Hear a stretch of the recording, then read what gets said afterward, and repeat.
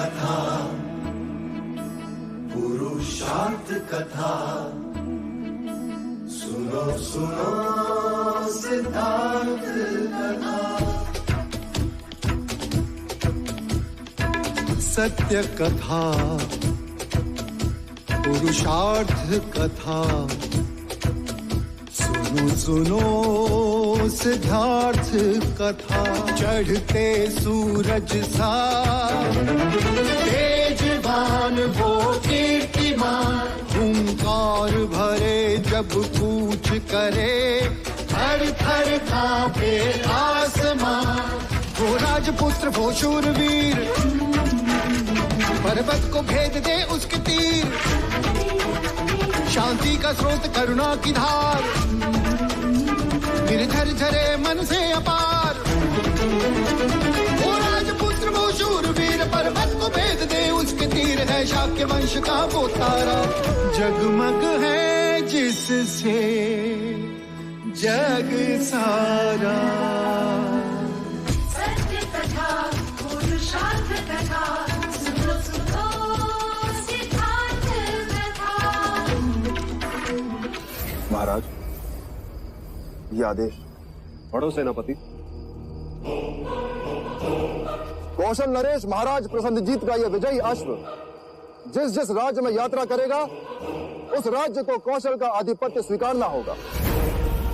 अश्व को रोकने का अर्थ कौशल की सेना से युद्ध करना होगा, अर्थात अपना अस्तित्व मिटाना होगा।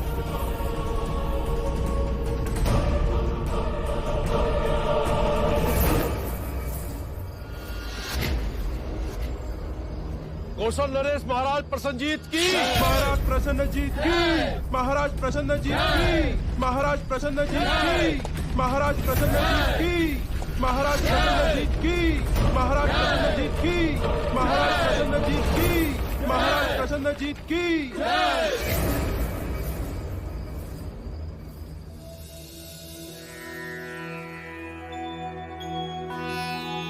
गुरुदेव,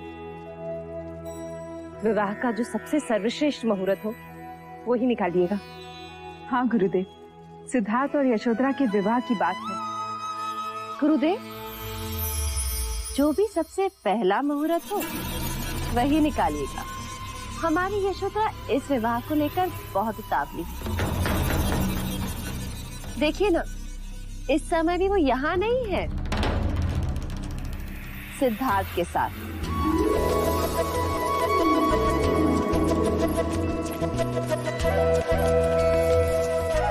सिद्धार्थ, क्या कर रही हो बेटा? तुमसे बदला ले रही हो। अरे वो तो पैसे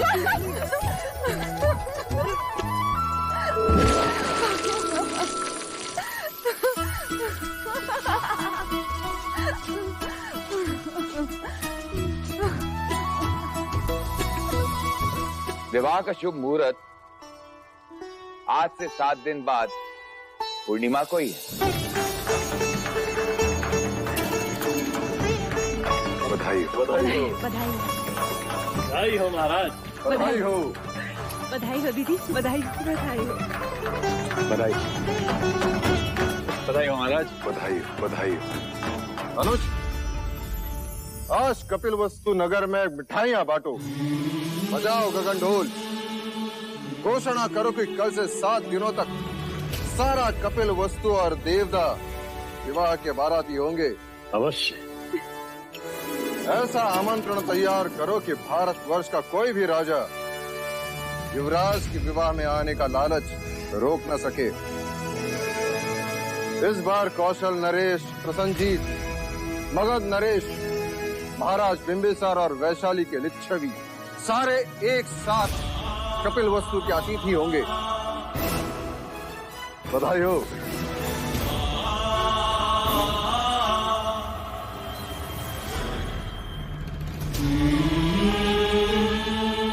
आप प्रसंग अनुसार कार्यसूची बना लें। मैं कुछ ही क्षणों में उपस्थित होता हूँ।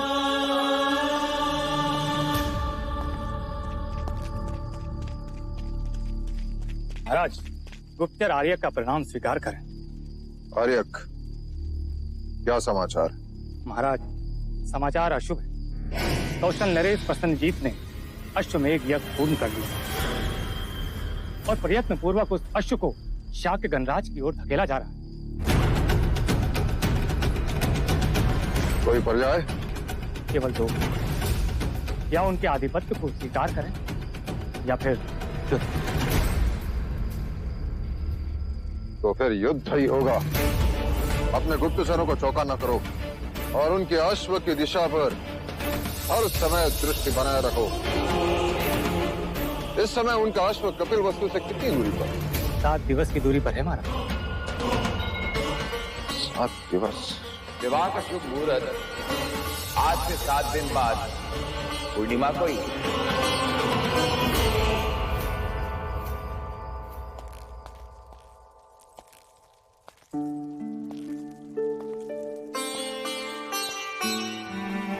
कुछ ही देर में उपस्थित होता हूँ कहकर आप अचानक कहाँ चले गए भैया? हम सब कब से आपकी राह देख रहे थे। हमने तो सिद्धार्थ के विवाह की सारी तैयारियां भी कर ली हैं। हाँ भाई महाराज, इतनी तैयारियां हो चुकी है कि यदि वो दोनों यहाँ होते तो कदाचित हम उनका विवाह ही करा देते। भैया, ये है विधि का क्रम, देखिए। भाई महाराज, कुलगुरु ने इस शुभ अवसर पर एक मंदिर बनाने का भी सुझाव दिया है। और ये आमंत्रण पत्रिका भी तैयार हो गई है, ये देखिए।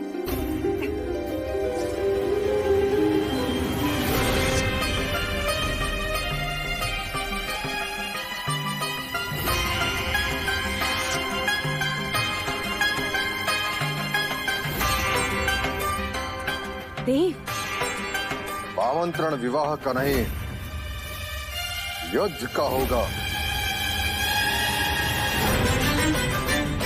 स्वागत के स्वर नहीं, युद्ध के नगाड़े बजेंगे।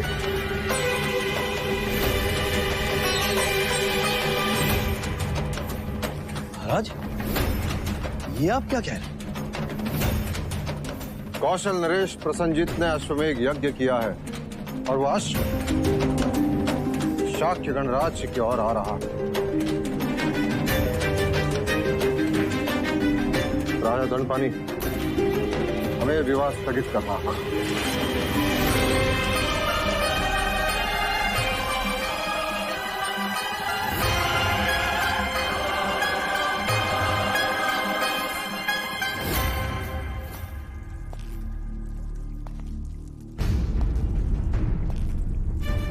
भाई महाराज, क्या प्रसन्नजीत का अश्व शाक्य सीमा में प्रवेश कर चुका है? नहीं अनुज। अर्थात हमारे पास समय है। हाँ महाराज, ये भी तो हो सकता है कि वो अश्व कपिल वस्तु की सीमा में प्रवेश करे ही ना। फिर तो हम सिद्धार्थ और यशोधरा का विवाह कर सकते हैं। हाँ, वैसे भी विवाह को पीछे धकेलना अच्छा नहीं, फिर पता नहीं कब क्या हो जाए। जब निर्णय लिए जा रहे हो मंगला, तब दूसरों के मन में दुविधा उत्पन्न करना अच्छी बात नहीं। अमिता, मैं तुम्हें वचन देता हूं, विवाह होगा, अवश्य होगा, धूमधाम से होगा, परंतु युद्ध के पश्चात। युद्ध में कोई अनहोनी हो गई तो फिर से स्वयंवर तो नहीं होगा ना? और फिर यशोधरा का हाथ कौन थामेगा? मंगला दीदी, यदि आप शुभ नहीं बोल सकती तो अशुभ भी ना बोले। लो, अब अपने ही अपनों की चिंता नहीं करेंगे तो कौन करेगा? यदि आपको मेरी बात इतनी बुरी लगी तो अब से मंगला कुछ नहीं बोलेगी, बस चुप रहेगी। वैसे चाहती तो मैं भी यही हूँ कि ये विवाह रुक जाए। अपनों से कहकर हम विवाह को स्थगित कर सकते हैं, शत्रु से युद्ध नहीं। आप विचलित ना हो भाई महाराज, हम सब आपके निर्णय के साथ। हाँ महाराज, यशोधरा अब आपकी हुई, हमें कोई आपत्ति नहीं है, आप चाहे जब विवाह करें। तो ये निश्चित रहा विवाह होगा, परंतु युद्ध के पश्चात। अनुज, महामंत्री से कहकर कल शाक्य राजाओं की बैठक बुलाओ। अवश्य भाई महाराज।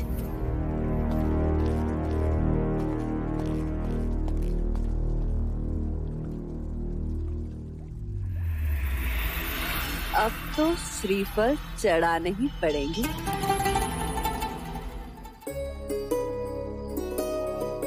सिद्धार्थ,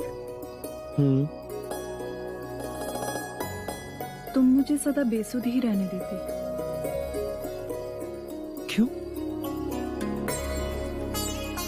तुम्हारा ध्यान मेरे पास तो रहता।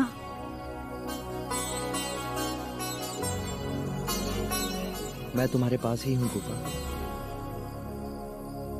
पर ध्यान वो कहाँ है? वो तो कभी किसी पंछी के पीछे, कभी किसी सितारों के साथ, तो कभी किसी ब्रह्मांड में। ना जाने कहाँ कहाँ खो जाते हो। सच कहूं, मैं स्वयं भी नहीं जानता।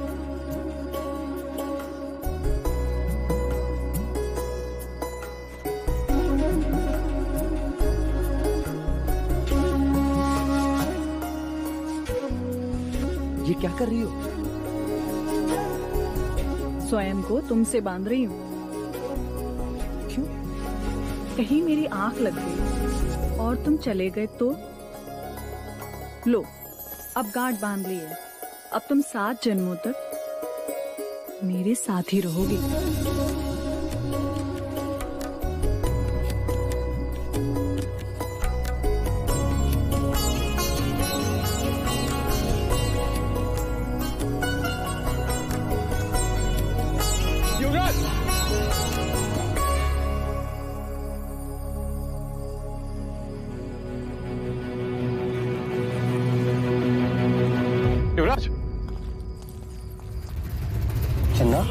युवराज, एक अशुभ बात हो गई।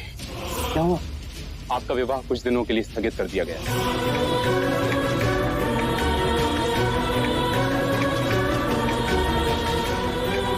पर क्यों? क्योंकि प्रसन्नजीत ने अश्वमेध यज्ञ कर अश्व को छोड़ दिया। कपिल वस्तु में अश्व के आते ही युद्ध होगा।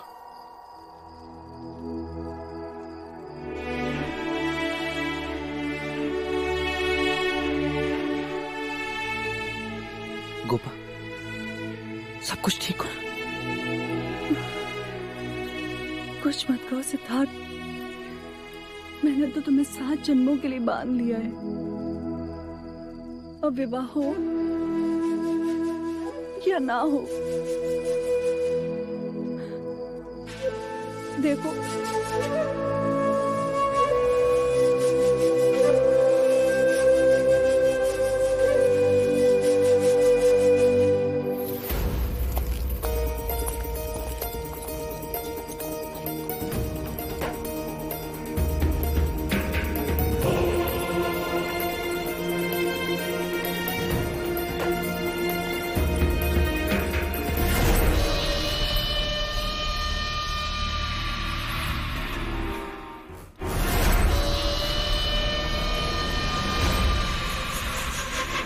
मेरा रास्ता छोड़ो।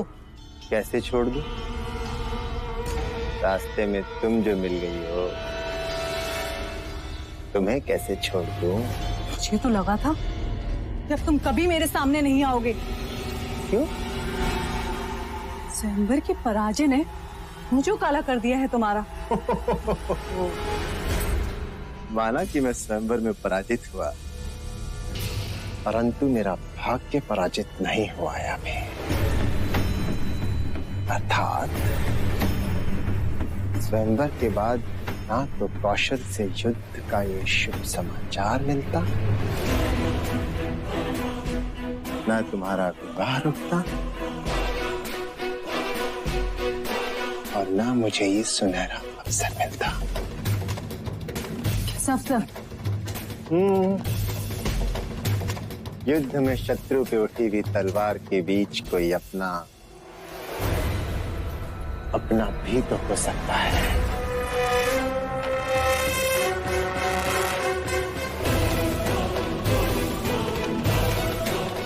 हो सकता है ना?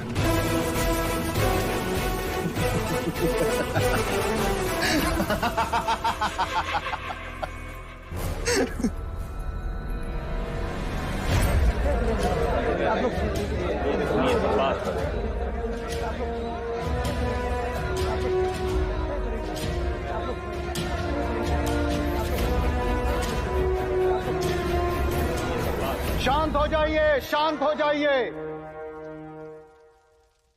हम पहले केवल एक ही उत्सव मनाने वाले थे, परंतु मां अभ्या की कृपा से अब हम 2 उत्सव मनाएंगे।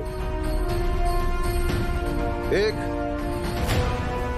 प्रसन्नजीत को पराजित करने का और दूसरा सिद्धार्थ के विवाह का। वैसे आप सारी परिस्थिति से अवगत हैं। यदि प्रसेनजीत हमारी देश की ओर देखेगा तो उसे मुंह की खानी पड़ेगी। हमें एक होकर युद्ध करना होगा और उसके अश्व को रोकना होगा। और उसके अश्व को ना रोका तो उसका अर्थ ये होगा कि हमने कौशल का आधिपत्य स्वीकार कर लिया। हमारे पास केवल 2 ही पर्याय है, कौशल का आधिपत्य स्वीकार करें अथवा उनसे युद्ध करें। महाराज, कौशल हमसे अधिक शक्तिशाली है, उसके पास हमसे अधिक शस्त्र है, अधिक सैन्य है और अधिक अश्वबल भी महाराज। परंतु हमारे जैसा साहस नहीं। हमारा एक शाक्य योद्धा उनके 10 योद्धाओं पर भारी है। मेरा प्रस्ताव है कि हम सबको शांत होकर इस पर विचार करना चाहिए। महाराज, यदि हम प्रसन्नजीत की मित्रता स्वीकार लें तो?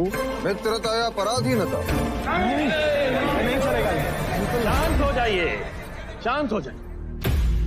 महाराज, इससे हम धन और जान की हानि होने से बच सकते हैं। यदि वो हमारे अपने प्रदेश में हमारा अधिकार सुरक्षित रखता है तो इसमें हमें आपत्ति क्या होनी चाहिए? बलशाली मित्र कौन नहीं चाहता महाराज? अर्थात मित्रता के नाम पर हम उनके दास बन जाए? ये मत भूलिए राजा दंडपानी, शाक्य देश एक आदर्श गणराज्य है और उस पर कोई और राज्य करे ये स्वप्न में भी नहीं होने देंगे हम। नहीं होने देंगे। क्या आपको युद्ध से भय लग रहा है राजा दंडपानी?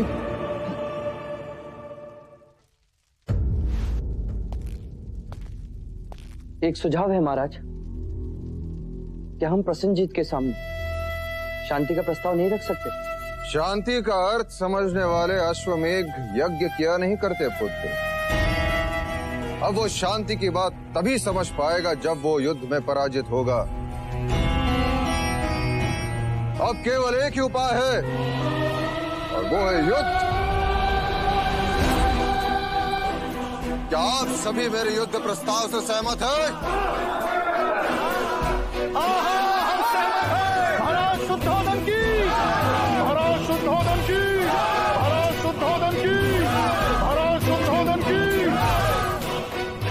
अब हमें युद्ध के लिए तैयार होना होगा। सारे शाक्य राजा अपनी अपनी सेना लेकर शीघ्र से शीघ्र कौशल सीमा की ओर प्रस्थान करेगा।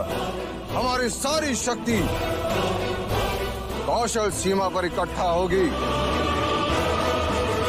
प्रसन्नजीत के अश्व को हम शाक्य देश में घुसने नहीं देंगे। नहीं घुसने देंगे।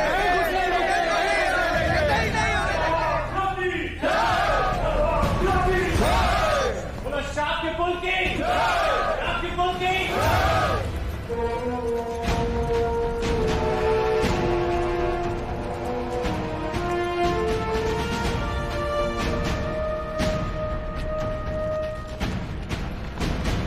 महाराज प्रसन्नजीत की जय हो। बधाई हो महाराज, हम बिना लड़े ही युद्ध जीत गए। हमारे और शाक्यों के बीच जो राज्य था, वहां के नरेश आपके प्रस्ताव को स्वीकार करना चाहते हैं। उत्तम, अति उत्तम सेनापति बहादुर। ये हमारी विजय का प्रारंभ है। आइए राजू,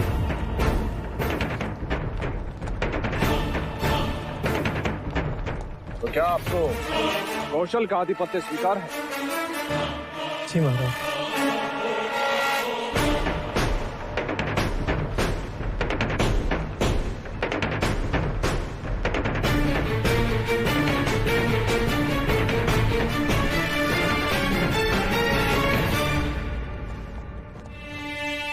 ये हमारी तरफ से आपको भेंट। इसे कौशल के राजकोष में जमा करो और आप जा सकते हैं।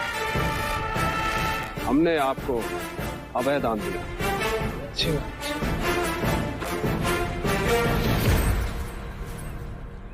मुझे ऐसे छोटे छोटे राज्य नहीं, बड़ा देश चाहिए। हमारा अगला लक्ष्य है शाक्य देश, कपिलवस्तु। महाराज, शाक्यों को पराजित करना इतना सहज नहीं है। वो बड़े शूरवीर हैं और उनमें बड़ी एकता है। और हमने फूट डाल दी और उनका एक राजा हमारा साथ देगा। और एक बड़ी दीवार को गिराने के लिए एक दरार ही पर्याप्त है।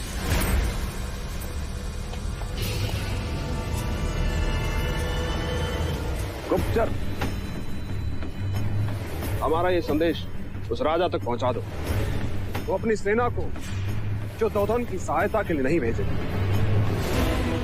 और हाँ, उनसे कहना कि कौशल का साथ देने पर हम उनसे अच्छी तरह से मित्रता निभाएंगे। जी महाराज।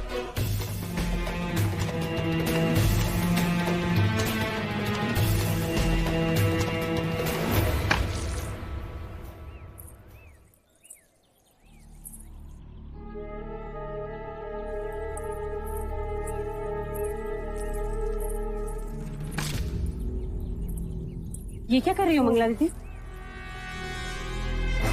इतने सारे श्रीफल? पूरे 10 सैकड़े। पर किस? क्योंकि इतने जाप जो करने हैं। जाप? पर क्यों?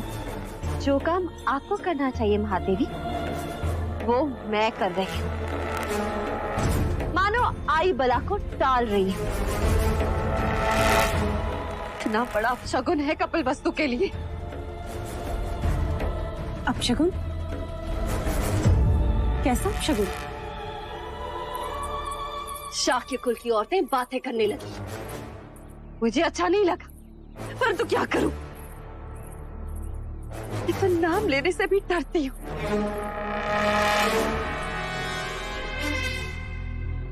बड़े ही अमंगल चढ़ने वाली है। अरे सिद्धार्थ से इसके विवाह की बात क्या चली? देखो, युद्ध छिड़ गया। मानो दुर्भाग्य अपने साथ लेकर आई। लो, दूसरा अपशगुन। पूजा का दीपक ही गिरा दिया।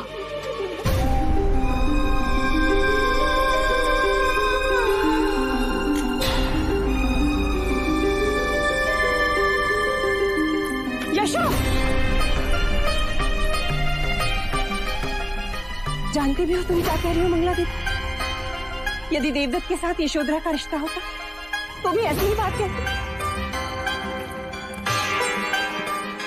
केवल बात ना करते, रिश्ता तोड़ के दिखा देती।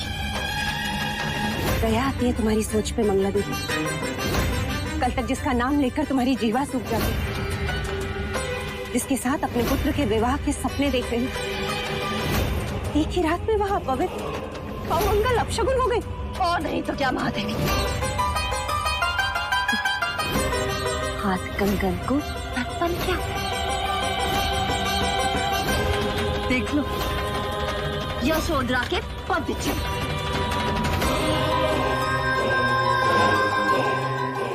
कहते हैं बहुएं कुमकुम वाले पद लेकर चौखट पर आती है। और ये तो रक्त रंजित पद लेकर आई है।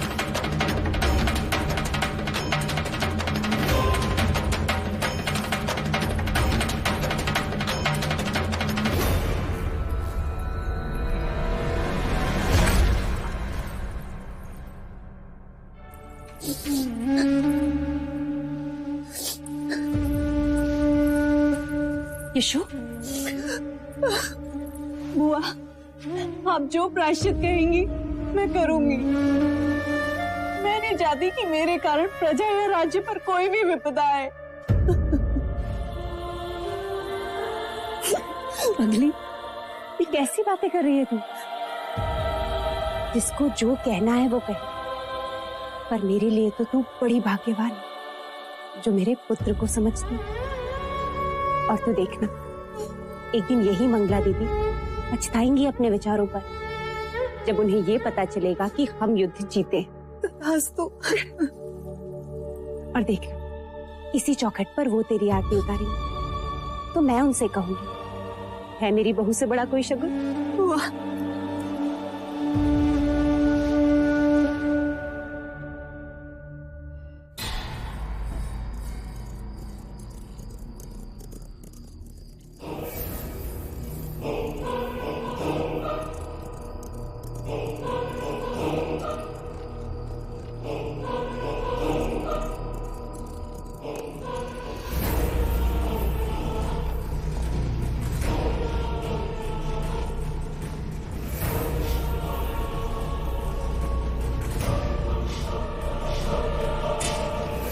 की जय हो।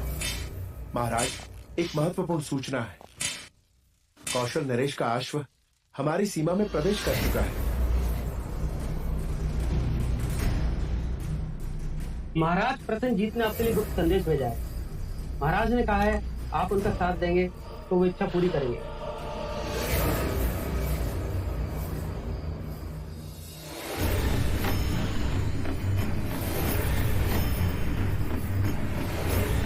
हमें प्रसन्नता हुई। अपने महाराज से जाकर कह दो कि उनकी मित्रता हमारे लिए प्राणों से भी अधिक है। उनके आदेश का पालन करें। जी।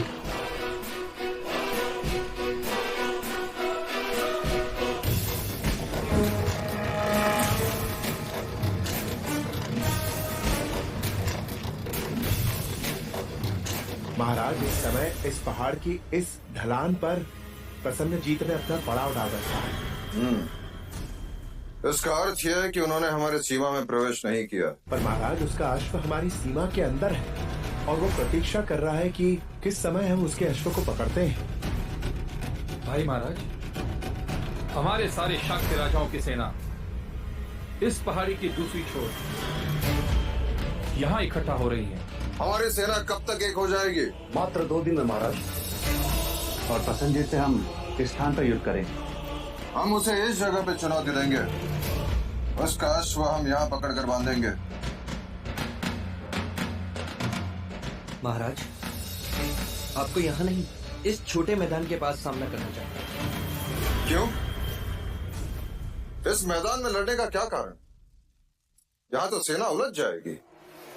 महाराज, इस छोटे मैदान के चारों ओर ढलान है और यहाँ जाने का सिर्फ एक ही रास्ता है। बाकी सारे रास्ते छोटे हैं और ऊपर से नीचे की ओर। हमारी सेना यहाँ ऊपर होगी और उनके नीचे। इस तरह उन्हें लड़ते हुए ऊपर चढ़ने में कठिनाई होगी और इसका ये लाभ होगा, कौशल की बड़ी सेना का एक साथ सामना भी नहीं करना पड़ेगा। अर्थात महत्वपूर्ण युद्ध इस खाई में होगा। उनके लिए हमारे लिए चोटी। यानी शत्रु की सेना नीचे और हम ऊपर। हमारा निशाना उन पर अचूक लगेगा महाराज। और प्रसन्नजीत की सेना को भारी नुकसान। इतनी बड़ी सेना से लड़ने के लिए ये बड़ी अच्छी रणनीति है भाई महाराज। बधाई हो सिद्धार्थ, बधाई हो क्षत्रिय। बधाई मुझे नहीं, आचार्य कौंडिन्य को देनी चाहिए। उन्होंने ही हमें ये नीति सिखाई और साथ ही हमें ये भी सिखाया कि जहां तक हो सके युद्ध को रोक देना चाहिए, क्योंकि युद्ध केवल विनाश अर्जित करता है।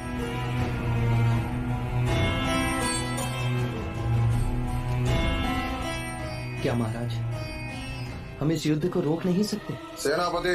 जी महाराज। सेना को आदेश दो, कल प्रातः काल हम कूच करेंगे। जी। पिताजी, मेरी बात तो सुनिए पिताजी।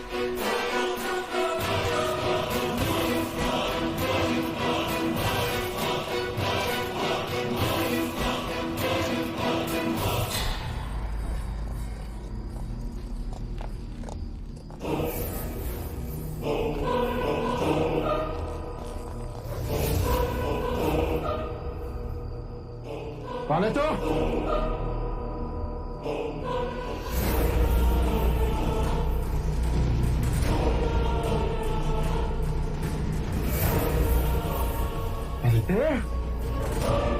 क्या कर रहा तू यहाँ पे? जी मैं युवराज सिद्धार्थ के लिए एक महत्वपूर्ण संदेश लेकर आया था कुमार देवदत्त। मेरा विश्वास कीजिए, मैं कपिल वस्तु और युवराज का शुभचिंतक हूँ।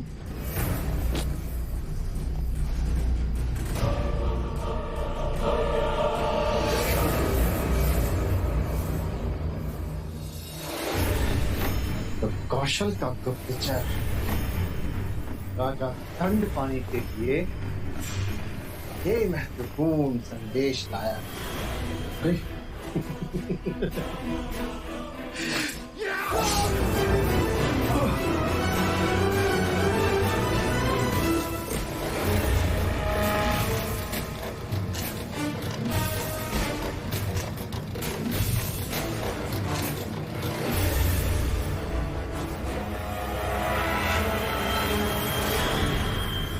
तो आप हैं कपिलवस्तु के शत्रु प्रसन्नजीत के मित्र।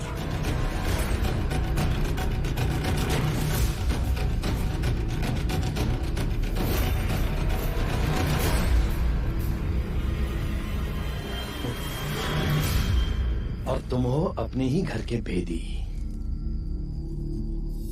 देवदत्त, मैंने तो केवल अपनी महत्वाकांक्षाओं को पाला है, किंतु तुमने और तुम्हारे पिता ने तो कई बार अपने ही भाइयों को मारने का प्रयत्न किया है।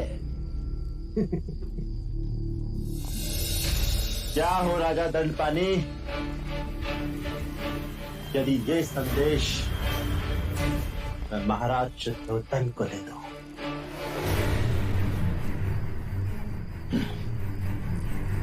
चाहकर भी तुम कभी ऐसा नहीं कर सकते देवदत्त। नहीं कर सकते? क्यों?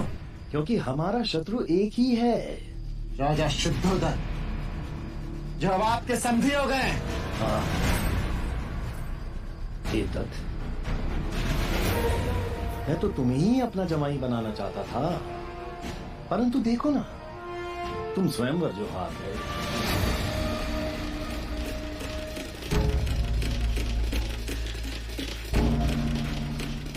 देवदत्त,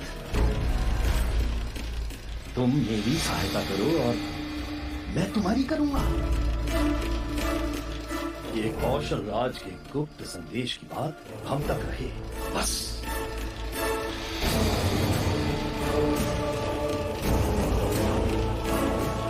देवदत्त, युद्ध हारने की तैयारी करो। अब समझा नहीं? मैं समझाता हूं। कौशल नरेश के जीतते ही शाक्यों के सिंहासन पर मैं बैठूं और फिर यशोधरा तुम्हारी हो।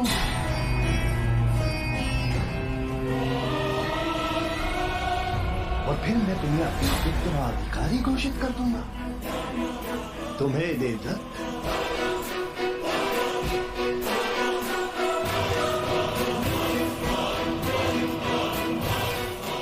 संदेश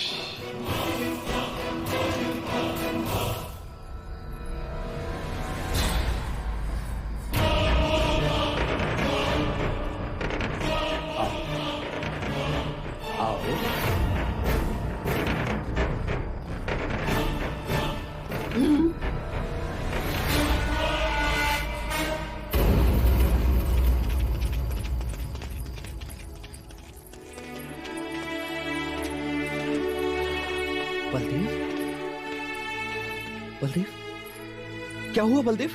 कुछ कहो बलदेव, किसने घायल किया तुम्हें? क्या हुआ बलदेव? क्या हुआ चन्ना? मैंने न रास्ते में घायल पड़ा हुआ देखा तो उठाकर यहाँ ले आया। बलदेव, क्या हुआ बलदेव? कहो। हाँ हाँ बोलो। दंड दंड दंड? किसने दिया तुम्हें दंड? कहो बलदेव, कहो। हाँ, कहो बलदेव, कहो। हाँ।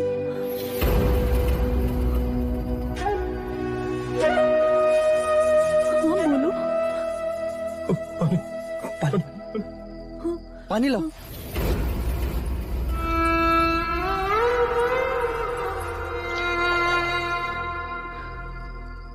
पानी पियो बलदेव, पानी पियो, पानी पियो बलदेव, पानी पियो, पानी पियो बलदेव, पानी पियो बलदेव, बलदेव, पानी पियो बलदेव। क्या हुआ इसे? क्या हुआ इसे? चन्ना, ये बोल क्यों नहीं रहा? बलदेव, बलदेव, बलदेव, बलदेव,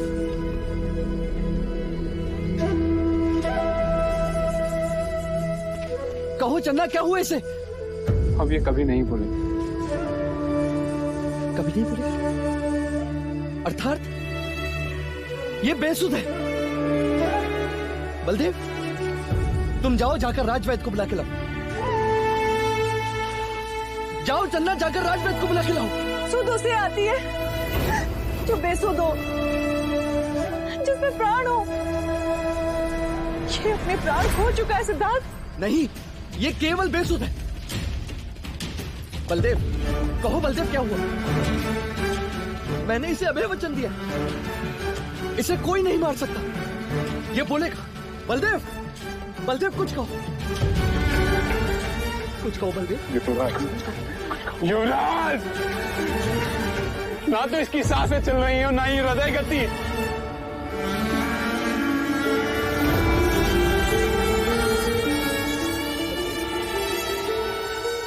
बलदेव, आंखें खोलो बलदेव, आंखें खोलो। बलदेव, बलदेव, मृत्यु अटल है युवराज। नहीं, तुमने ना देखा हो, तुमने अपने आचार्यों से पुराणों की कथाओं में मृत्यु की बातें सुनी होंगी।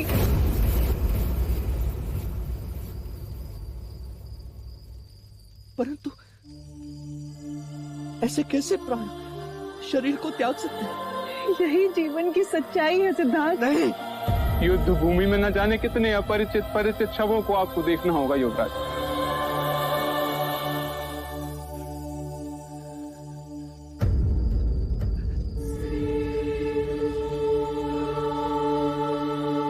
नहीं लड़ूंगा मैं युद्ध, नहीं लड़ूंगा मैं युद्ध। राज्य की रक्षा के लिए आपको युद्ध करना हो। मुझे राज्य की रक्षा के लिए मत समझाओ। मैं किसी मनुष्य को मार नहीं सकता।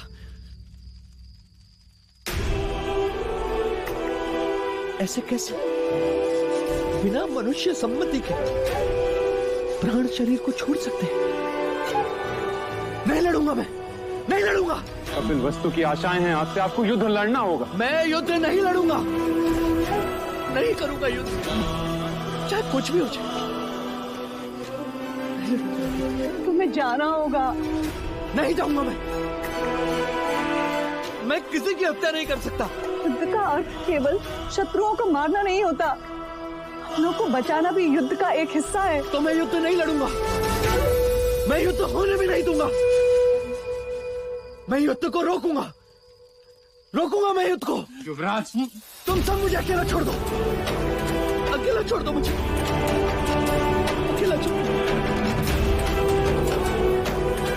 युवराज, कहाँ जा रहे हैं आप? युवराज, जाने दो चन्ना उसे। इन्हें रोकिए। इस समय उनके किसी भी प्रश्न का उत्तर नहीं दे सकते हम, न ही उन्हें समझा सकते हैं और न ही वो समझ पाएंगे। केवल एक ही उपाय है, उन्हें एकांत में छोड़ दो।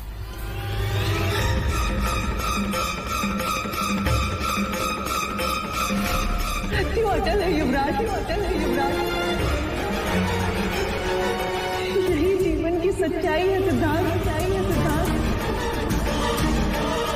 युद्ध भूमि में न जाने कितने अपरिचित परिचित शवों को आपको देखना होगा युवराज।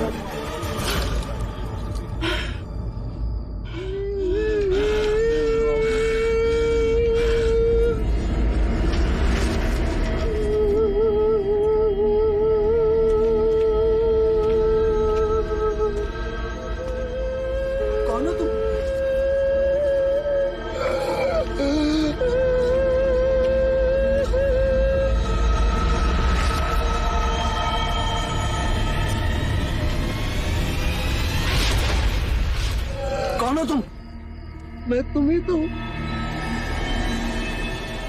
इसकी भावना,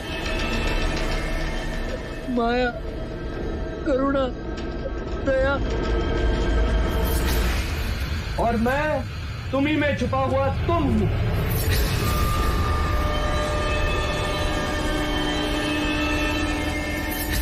कौन हो तुम दोनों? मैं जल हूं, मैं मिट्टी हूं, मैं दया हूं, मैं माया हूं, मैं करुणा हूं जो स्नेह को जन्म देती है। और मैं अग्नि हूं, वायु भी, मैं क्रोध हूं, ईर्ष्या भी, मैं अहम भी हूं जो साहस जगाता है, जो पराक्रम करवाता है, जो मनुष्य को सर्वोच्च शिखर पर ले जाता है। साहस अंधा होता है सिद्धार्थ, जैसे तुमने आज एक अनुचित कार्य किया। अनुचित कार्य? तुमने क्या अनुचित कार्य किया? युद्ध की व्यू रचना दिखाकर तुम भी तो युद्ध में भागीदार हो ही गए। तुमने कोई अनुचित कार्य नहीं किया। युद्ध अनिवार्य है, विजय क्षत्रिय का कर्म है, और वही तुमने किया। युद्ध केवल विनाश संचित करता है सिद्धार्थ, जानते हो तुम। और युद्ध से ही विजय की प्राप्ति होती है, ये बात मानते हो ना तुम? बलदेव की मृत्यु पर क्यों रोए, क्यों विचलित हुए तुम? और व्यू रचना दिखाने पर सम्मानित भी हुए तुम। युद्ध का परिणाम सैकड़ों शव, रोते हुए रिश्तेदार, वो घाव जो कभी ना मरे। ये मिट्टी, ये माया, ये दया, ये करुणा तुम्हें आंसुओं में बहाकर ले जाएंगे, तुम्हें अपने लक्ष्य से भटका देंगे। ये अग्नि क्रोध तुम्हें भस्म कर देगी सिद्धार्थ। मत सुनो, अपने स्वार्थ का ध्यान करो, परमार्थ का कर्म करो।